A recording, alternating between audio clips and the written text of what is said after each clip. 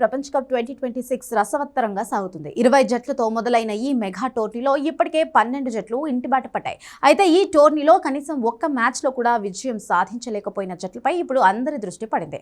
ఆశ్చర్యకరమైన విషయం ఏంటంటే ఒక్క మ్యాచ్ గెలవకపోయినా ఆ జట్లు ఖాళీ చేతులతో కాకుండా కోట్ల రూపాయల ప్రైజ్ మనీతో తిరిగి వెళ్తున్నాయి. ఈ ప్రపంచ కప్ లో మొత్తం 3 జట్లు ఆడిన 4 లీగ్ మ్యాచ్ల్లోనూ ఓటమి మూటగట్టుకున్నాయి.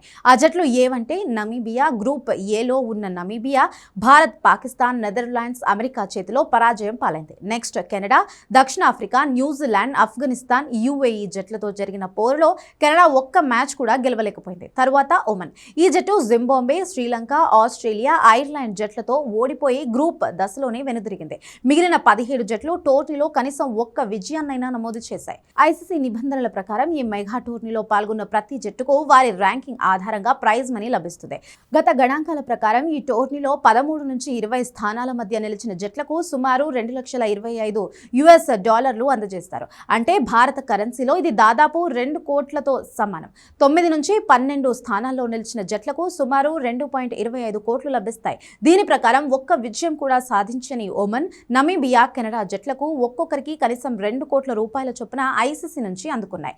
అసోసియేట్ దేశాలైన ఈ జట్లకు అందించే ప్రైజ్ మనీ ఒక వరమనే చెప్పాలి. ఐసీసీ అందించే ఈ నిధులను ఆయా దేశాల్లో క్రికెట్ మౌలిక సదుపాయాల అభివృద్ధికి, యువ ఆటగాళ్లను ప్రోత్సహించడానికి, తదుపరి అంతర్జాతీయ టోర్నీల సన్నాహాల కోసం ఖర్చుకు ఉపయోగిస్తారు.